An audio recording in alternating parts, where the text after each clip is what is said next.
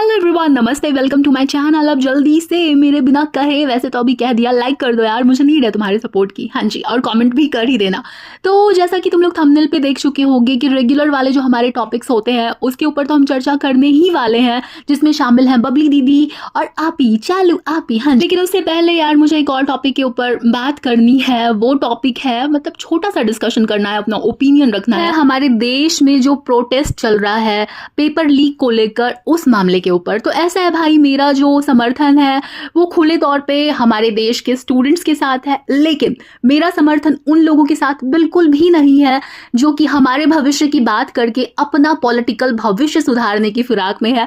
मेरा सपोर्ट उन लोगों के साथ भी बिल्कुल भी नहीं है जो कि किसी भी रिलीजन को टारगेट करके जोक क्रैक करते हैं, और उन लोगों के साथ भी नहीं है जिनको उस वाले जोक के ऊपर बहुत हंसी आती है। लीक वाले मामले पे जिन भी लोगों ने डंडे खाए हैं, झंडा उठाया है, सबको पूरा सपोर्ट है, लेकिन उन लोगों को बिल्कुल भी नहीं है जो इस दुनिया से जा चुके छात्रों की तस्वीर के सामने अपने टुई को मटका के नाच रहे थे। जी हाँ, यहाँ पे क्या होता है ना कि पॉलिटिक्स इतनी गंदी हो जाती है कि हमारा जो मेन मुद्दा होता है वो कहीं ना कहीं छिप जाता है, ढक जाता है। सर ही हम ना कठपुतली बन जाते हैं ऐसे लोगों के हाथों की, विचारों की, जो हमें भनक भी नहीं पड़ने देते हैं कि वो हमें हथियार बना के अपना कौन सा एजेंडा लाना चाहते हैं सामने, या फिर अपने किस स्वाहित की पूर्ति करना चाहते हैं। हमारे देश का एजुकेशन सिस्टम सुधरना चाहिए यार, बिल्कुल सुधरना चाहिए, और इसीलिए बहुत बड़े ठोस कदम को उठाने की ज़रूरत भी है। लेकिन वो कदम ऐसा नहीं होना चाहिए कि हम अपने देश को लेकर ऐसे नारे लगाने लग जाएं कि नेपाल बना देंगे, बांग्लादेश बना देंगे।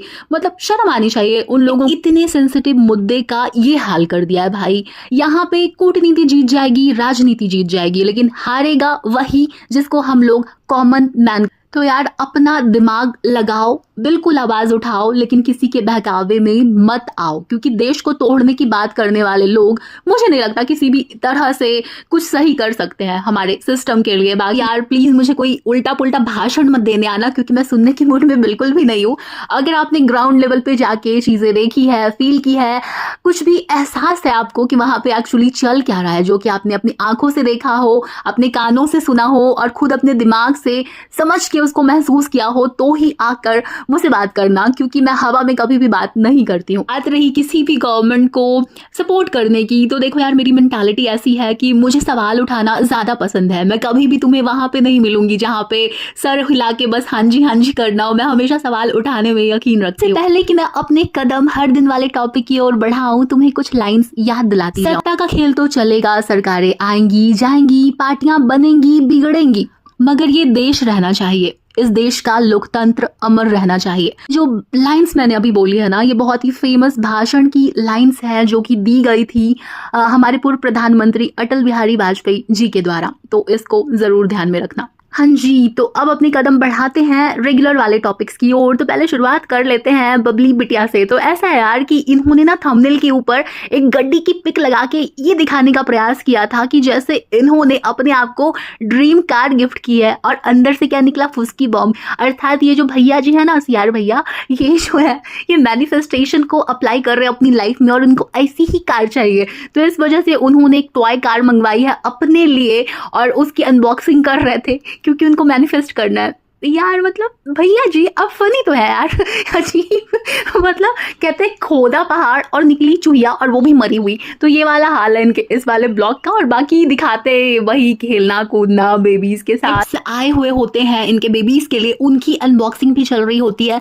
और ये ना एक बहुत ही आपत्तिजनक बात कर देता है। मतलब तारीफ करो ना तो इन लोगों को हजम तो होती नहीं है। तो जो भैया जी है ये कह देते हैं कि जो डोरेमोन है ना वो ग्रीन मैंगो मोर है। भैया जी कहाँ से, आप कौन सा कार्टून देख के बड़े हुए हैं भाई साहब? कभी शिनचैन के बारे में कुछ बोल देते हैं, कभी डोरेमोन के बारे में बोल देते हैं। मतलब ये सब बातें तो मैं पर्सनल लेके जाऊंगी। कहीं से भी जो डोरेमोन है ना वो तो बिल्कुल भी नहीं है जो आपने कहा है। मतलब इनको भी क्या जेंजी बनना है? भैया हमको पता है आप क्या है, तो आप वही रहिए, ठीक है। मतलब कुछ भी बोल देते हैं यार मुंह फाड़ के। कमाल है, कमाल ही बोल सकते हैं इन लोगों को, क्योंकि छोटी छोटी जो बातें होती है जिनको कहते हैं आलोचना, वो इनसे बर्दाश्त होती नहीं है। तो यही सब था इनके ब्लॉग में। बाकी इकट्ठा करेंगे ब्लॉग, उसके बाद बात कर। फिलहाल हम विस्तार से बात कर लेते हैं, मतलब विस्तार से नहीं यार, जो भी मेन टॉपिक्स है उसके ऊपर बात कर लेते हैं चालू आपी के ब्लॉग के बारे में, ठीक है।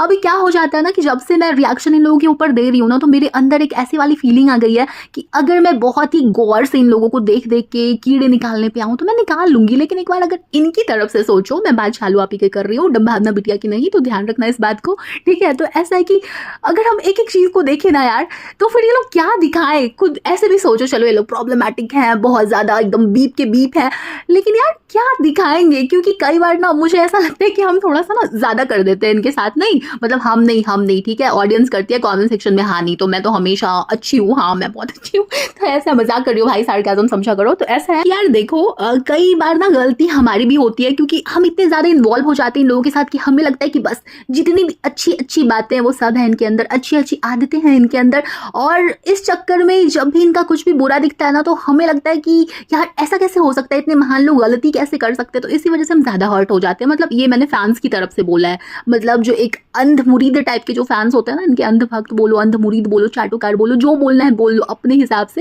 लेकिन सच्चाई यही है। लेकिन यार ये भी सोचो कि ये लोग ब्लॉगर्स है, ठीक है, अब अपनी लाइफ ही दिखाएंगे ना, प्रॉब्लमेटिक है तो है, हमें पता है ना, हमें पता चल चुका है कि ये लोग प्रॉब्लमेटिक है। अब हर दिन मैं 175 बार अगर मैं इसके बारे में यही बोल कि देख इसका बाल दिख गया रे, तो मैं खुद ही बोर हो जाऊंगी यार कि ठीक है, हमें भी पता है कि ये हिजाब किस हिसाब से लेती है, क्यों लेती है, क्या करती है, तो कई बार ना थोड़ा सा ज्यादा होने लग जाता है, मुझे ऐसा खुद पर्सनली प्रतीत होने लग जाता है। मतलब 1 साल का मेरा जो करियर रहा है ना पॉडकास्टर के तौर पे, हाँ, जिस दौरान मेरा चैनल चलो कोई ना भाई, अच्छे दिन आएंगे, हाँ तो कोई नहीं, तो ऐसा है कि कुछ बातों को ना मैं इग्नोर कर देती हूँ जब से मैं थोड़ी सी मैच्योर हुई हूँ, तो खैर जो भी है, अभी हम बात कर लेते हैं इनके कॉफ़ी मशीन की। मेरी तारीफ थोड़ी ज़्यादा हो गई, तो कॉफ़ी मशीन बिगड़ी हुई थी और ये लोग इतने बिगड़े हुए हैं, इनको एहसास भी नहीं हुआ, उस बात का आभास भी नहीं हुआ, और इन्होंने बहुत लंबा सा जो कंटेंट है ना वो खींचा इसी टॉपिक के ऊपर, ठीक है, और टॉपिक के ऊपर खींच के मतलब क्या कर देते हो तुम लोग। मैं कई बार सोचती हूँ कि यार गूगल की हेल्प ले सकते हो, चैट जीपीटी से पूछ सकते हो, उसके पीछे जो मैनुअल होता है उस पर देख सकते हो, मतलब जो भी आता है ना यार, फर्रे वर्रे डब्बा कुछ भी, उसमें तो देख ही सकते हो ना। ना ना ना, वो नहीं करना, हम अपना दिमाग लगाएंगे 2-3 घंटे तक लगाएंगे और उसके बाद वही हम ब्लॉग में भी दिखाएंगे, तो ये थोड़ा सा ज़्यादा हो जाता है। बाकी मैं समझती हूँ चालू आपी कि ब्लॉगिंग करते हो तो और क्या ही दिखाओगे, खा लिया फ्रेंड्स, नहा लिया फ्रेंड्स, भूख लगी फ्रेंड्स नहीं भूख लगी फरेंड, गुटकू बोलते हैं हमेशा, मतलब इतनी बार इस बंदे को कहा गया है कि यार फ्रेंड्स बोले नहीं, भूख लगी या फरेंड, एक तो ये बंदा भूखा होता है, ये भी इसको पता है कि इसको कहते हैं पॉडकास्टर्स की भूखा रहता है हमेशा, जब भी देखोगे ना तो भूख लग गई या फ्रेंड, हाँ भाई हाँ ठीक है, तू कैमरा खोल लेगा तो यही बोलेगा हाय फ्रेंड, भूख लग गई या फ्रेंड, और या फिर अपनी बीवी की तारीफ ही करेगा। यार अच्छी बात है भाई, ग्रीन फ्लैग ना हर रेड फ्लैग को बनना चाहिए। और क्या था इनके ब्लॉग में कि थोड़े से कपड़े वपड़े दिखाए जा रहे थे अम्मी जान को। अच्छा पता है क्या, मैंने एक बात नोटिस की है, अगर आप लोगों को भी ऐसा फील होता है तो मुझे कमेंट करके बताना, इनकी जो अम्मी है ना, इनको मुझे बहुत ज़्यादा वो खुश नहीं दिखाई देती है। क्या पता अंकल जी की तबीयत को लेकर टेंशन है या फिर क्या है, क्योंकि जितने भी सालों से हम इनको देख रहे हैं, आंटी जी की बात कर रही हूँ, सुटारा आंटी की, तो वो बहुत ही ज़्यादा शर्माई सी, इठलाई सी, बलखाई सी होती है। और ये मैं मजाक उड़ाने के तौर पे नहीं कह रही हूँ यार, मतलब उनका एक नेचर है, ठीक है, वो खुशी रहती है, उनको हमेशा देखोगे आग लगी है बस्ती में और अम्मी अपनी मस्ती में, वो हमेशा खुशी दिखती है। मतलब कई बार तो उनके खुश रहने की वो इंतहा हो जाती है कि आप लोगों को वो वाला सीन याद ही होगा जो मिस कैरेज हुआ था चालू आपी का, ये बंदी रो रही थी, इसको ब्लीडिंग हो रही थी, और अम्मी जान का सेलिब्रेशन तब भी नहीं रुक रहा था ईद का, ये मस्त दुल्हन वगैरह बन के बैठी हुई थी। तो ये पल पल हर पल को जीने में यकीन रखती हैं, मुझे ऐसा लगता है इनको देख के इतने सालों में। लेकिन आजकल ये मुझे थोड़ी सी ना मुरझाई हुई लगती है, पता नहीं इनकी तबीयत थोड़ी सी डाउन है, टेंशन है इनको, या फिर मुझे गलत फहमी। अगर आप लोगों को भी ऐसा लगता है तो कमेंट करके ज़रूर बताना, क्योंकि पहले ये जिस तरीके से खुशी खुशी आती थी, शर्माती थी, अब वो वाली चीज़ें जो है काफ़ी कम दिखाई देती है। अब ऐसा हो सकता है कि हम लोगों ने बहुत ज़्यादा इनको टोक दिया है, बोल दिया है कि यार क्या करती है अम्मी, तो इस वजह से वो कॉन्शियस हो गई हैं, या फिर सच में क्या रीज़न है, ये तो हम तुक्का ही लगा सकते हैं, बाकी तो जो रियलिटी है वो तुम जानो ना हम, ऐसा वाला सीन है सनम। अच्छा एक मुद्दा आजकल काफ़ी ज़्यादा गर्मा गर्म है, एक्चुअली मैं इन दिनों काफ़ी ज़्यादा व्यस्त हूँ, अस्त व्यस्त भी हूँ, तो इस वजह से कुछ ऐसे टॉपिक्स हैं जिनके ऊपर मैंने बात नहीं की है। तो उसमें से एक टॉपिक है कि जो खिजा है क्या वो झूठ बोल रही है, क्या उसका एडमिशन नहीं हुआ है। यार इन लोगों ने ना इतने झूठ बोले हैं और झूठ बोलने के बाद पकड़े भी भी जा चुके हैं कि आजकल यार इनके सच पे भी यकीन नहीं होता है, ये सच है।